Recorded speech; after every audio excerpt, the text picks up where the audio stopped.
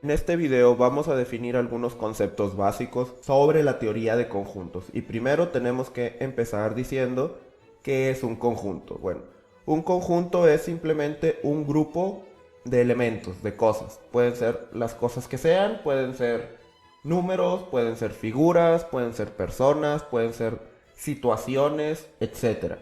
Vamos a definir algunos, por ejemplo. El conjunto A va a estar formado de figuras geométricas y van a ser las siguientes: el círculo, cuadrado, triángulo, pentágono y hexágono, cada uno con un color en particular. Podemos definir, por ejemplo, un conjunto de números que van a ser los números naturales del 1 al 10, van a ser los que formen el conjunto B, o bien vamos a definir otro conjunto. El conjunto C va a ser el conjunto que contiene todos los resultados posibles de lanzar un dado de 6 caras, que por supuesto van a ser los números del 1 al 6. Nosotros podemos representar gráficamente estos conjuntos de esta forma, como un círculo o un espacio delimitado que contiene a todos los elementos del conjunto. También lo podemos definir de forma escrita. Por ejemplo, el conjunto A va a ser igual a, y enlistamos todos los elementos del conjunto: un círculo, un cuadrado, un triángulo, un pentágono y un hexágono. Por ejemplo, el conjunto B, que eran los números del 1 al 10, nosotros lo podemos escribir así, entre llaves, y enlistamos todos los elementos. Lo mismo con el conjunto C. En la teoría de conjuntos hay ciertos conjuntos en particular que es importante conocer qué son y cuáles son sus propiedades. Entonces vamos a empezar. Primeramente tenemos el conjunto universal. El conjunto universal va a ser aquel conjunto que tenga todos los elementos que sean pertinentes para el problema o para lo que estamos examinando en ese momento. Entonces, por ejemplo, si nosotros estamos hablando de números, el conjunto universal podría ser todos los números naturales, por ejemplo, o todos los números reales, si estuviéramos hablando también de decimales. Si nosotros estamos examinando pacientes en un hospital, pues el conjunto universal sería todos los pacientes del hospital. O por ejemplo, el conjunto universal puede ser todos los números entre 0 y 1. Si nosotros estamos evaluando probabilidades o porcentajes, entonces los números entre 0 y 1, punto 2, punto 6, punto 8, todos estos van a conformar el conjunto universal. La cantidad de elementos o la forma en la que definamos el conjunto universal va a depender del problema que estemos manejando. El siguiente conjunto importante es el conjunto vacío, que es este conjunto que no tiene ningún elemento. Como su nombre lo indica, es un conjunto vacío, no tiene absolutamente ningún elemento. Entonces, por ejemplo, aquí definimos como V a un conjunto que no tiene nada. Entonces V es un conjunto vacío y se simboliza con el círculo que está tachado. Ahora, vamos a ver lo que es un subconjunto. Vamos a dibujar en el siguiente diagrama, que es conocido como diagrama de Venn, que es muy importante para ver gráficamente la disposición de conjuntos.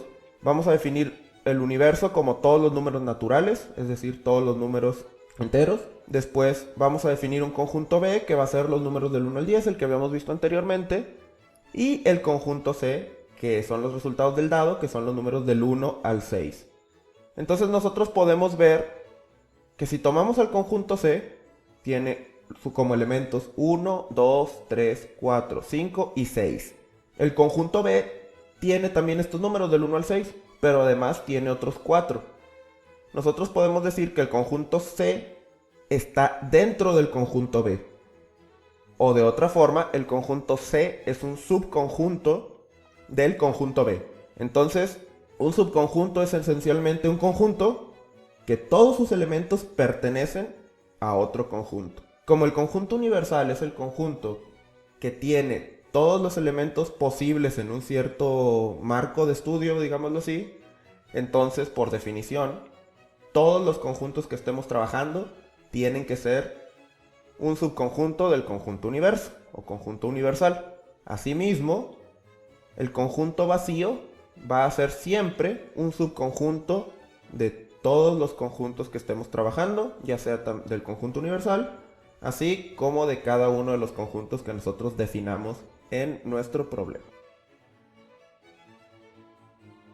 Ahora vamos a ver algunas operaciones importantes con conjuntos. Primeramente, vamos a definir lo siguiente. Tenemos un conjunto universal que es igual a todos los números naturales y vamos a definir al conjunto n como todos los números pares.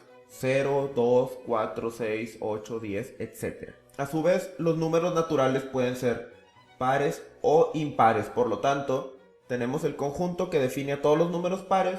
¿Cuál va a ser el conjunto que va a tener a todos los números impares? Esto lo podemos determinar sacando el complemento del conjunto n. El complemento del conjunto n no es más que todos los elementos que están dentro de nuestro universo, de nuestro conjunto universal, que no pertenecen a cierto conjunto en específico. Entonces, en este caso, el complemento de n, que se escribe como n', va a ser igual a todos los números naturales que no sean pares, es decir, los números impares.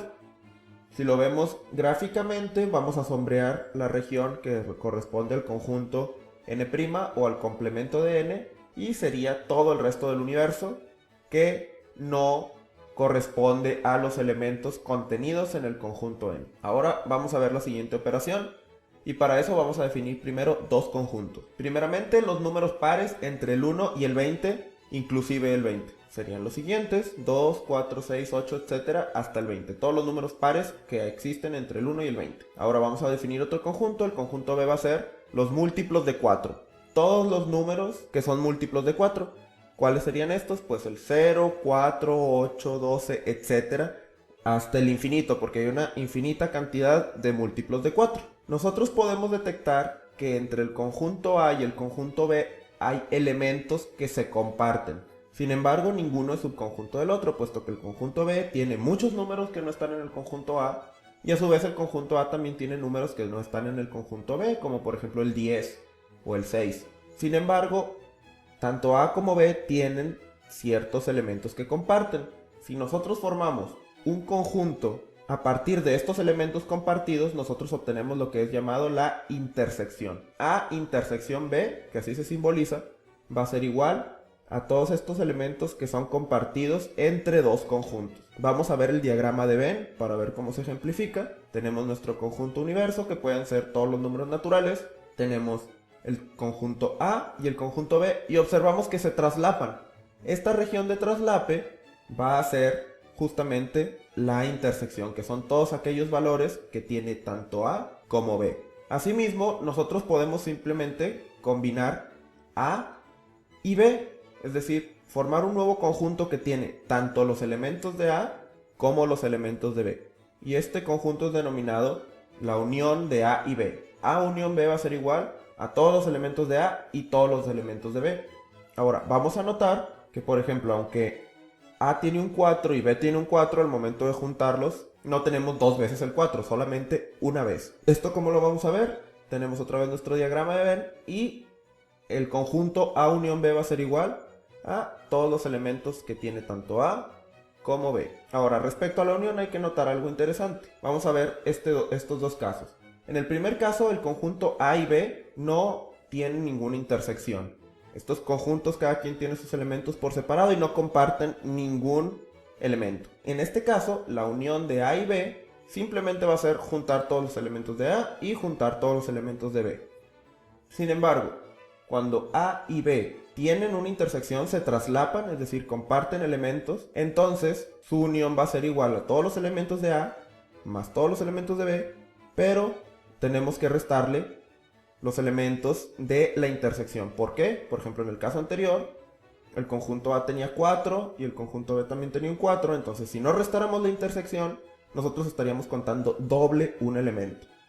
Por lo tanto, para calcular la unión tenemos que considerar si los conjuntos que estamos uniendo tienen una intersección. Entonces esas son las operaciones básicas para conjuntos: son el complemento, la intersección y la unión. Vamos a realizar un ejemplo utilizando unión, intersección y complemento en conjuntos. Primeramente vamos a definir el conjunto universo como todos los adultos y todos los niños que hay en cierta escuela. El total de niños y adultos en esta escuela va a ser igual a 63. Tenemos 63 personas en total. Ese va a ser nuestro conjunto universo.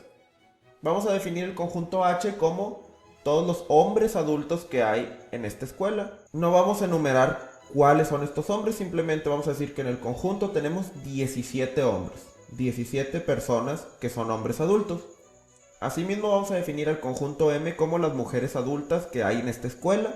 No vamos a enlistar cada una de las mujeres, pero vamos a decir que el conjunto M contiene 19 mujeres. Entonces ya tenemos nuestro conjunto H y nuestro conjunto M. Vamos a hacer el diagrama de Venn de esto. Tenemos el conjunto universal y H y M son dos conjuntos independientes. Estos conjuntos no se van a traslapar, puesto que no hay elementos posibles que se puedan compartir entre H y M. Son dos conjuntos separados. Entonces, primera pregunta que nos haríamos es: ¿cuántos adultos en total hay en la escuela? El hablar de adultos en total nos sugiere que son los hombres adultos y las mujeres adultas. Por lo tanto, como vamos a buscar los elementos en uno y otro conjunto, vamos a utilizar la unión. H unión M van a ser todos los adultos que hay en la escuela. Simplemente vamos a sumar sus elementos. 17 hombres más 19 mujeres nos da igual a 36 adultos en total. Esa va a ser la unión de nuestros dos conjuntos y representa el área sombreada, el área que vamos a poner como color rojo. Este conjunto es tanto H como M. Ahora, si nosotros queremos calcular la intersección, pues la intersección va a ser igual a el conjunto vacío, puesto que ni H ni M comparten elementos entre sí. Ahora, la otra pregunta interesante sería, bueno, la escuela tiene adultos y niños. El conjunto H unión M nos da el número de adultos, pero ¿cuántos niños hay en esta escuela? Entonces lo que tenemos que calcular, si H unión M son los adultos, hay que ver el complemento de este conjunto. El complemento de H unión M nos va a dar todas las personas que hay en la escuela que no son adultos, o sea, los niños. Y va a ser igual a la cantidad de personas en el conjunto universo y le vamos a restar todos aquellos elementos que pertenezcan a H unión M, es decir, a los adultos, que son 36 como habíamos visto anteriormente. Por lo tanto, el complemento de H unión M va a ser igual a 27 niños. Y así es como resolvemos un problema utilizando las operaciones de conjunto. Vamos a realizar un problema de conjuntos en el cual vamos a tener conjuntos que se intersectan, vamos a tener conjuntos que comparten elementos. Primeramente vamos a definir a nuestro conjunto universo como todos los estudiantes de cierta escuela, y la cantidad de estudiantes es igual a 147. Ahora vamos a definir el conjunto I como todos los estudiantes de ingeniería de esta escuela, que van a ser igual a 60. Y el conjunto E va a ser todos los estudiantes de la escuela que sean mayores de 20 años. Y esta cantidad es igual a 84. Asimismo, en la escuela hay estudiantes de ingeniería que además son mayores de 20 años. Esto es la intersección entre el conjunto I y el conjunto E, que van a ser igual a 16 estudiantes. Vamos a dibujar el diagrama de Venn, que queda de la siguiente forma, de manera que I, así como E, tienen una intersección. Entonces la primera pregunta va a ser: ¿cuántos estudiantes estudian ingeniería o son mayores de 20 años? Es decir, tanto pueden estudiar ingeniería como ser mayores de 20 años. ¿Cuál es esta cantidad? Como nos piden los elementos, ya sea de I o de E, pues va a ser I unión E, que es el área que corresponde a todo el conjunto I y a todo el conjunto E. Entonces, como son dos conjuntos que se traslapan, que tienen cierta intersección, la unión va a ser calculada como I más E menos la intersección de ambos. I tiene 60 personas, 60 estudiantes, E son 84 y su intersección es 16, por lo tanto lo vamos a restar y el resultado es 128. 128 personas estudian ya sea ingeniería o son mayores de 20 años. Vamos a contestar la siguiente pregunta: ¿cuántos mayores de 20 años no estudian ingeniería? Entonces aquí el área que estamos buscando es la siguiente: es toda la parte del conjunto E que no es la región que se traslapa con el conjunto I, puesto que queremos a todos los mayores de 20 años, pero no a los mayores de 20 años que estudian ingeniería, o sea, la intersección. Entonces, para determinar esto, vamos a sacar la diferencia entre el conjunto E y el conjunto I, que se simboliza con este slash invertido, y va a ser igual a el conjunto E, pero le vamos a restar la intersección, porque no queremos a los que estudian ingeniería. Por lo tanto, esto va a ser igual al conjunto E es 84 menos 16, que es la intersección. Tenemos 68 estudiantes que son mayores de 20 años, pero que no estudien ingeniería. Ahora vamos a contestar la siguiente pregunta. ¿Cuántos estudiantes ni estudian ingeniería ni son mayores de 20 años? Ya tenemos el conjunto que nos incluye a estos dos, que estudian ingeniería o son mayores de 20 años, y es I unión E.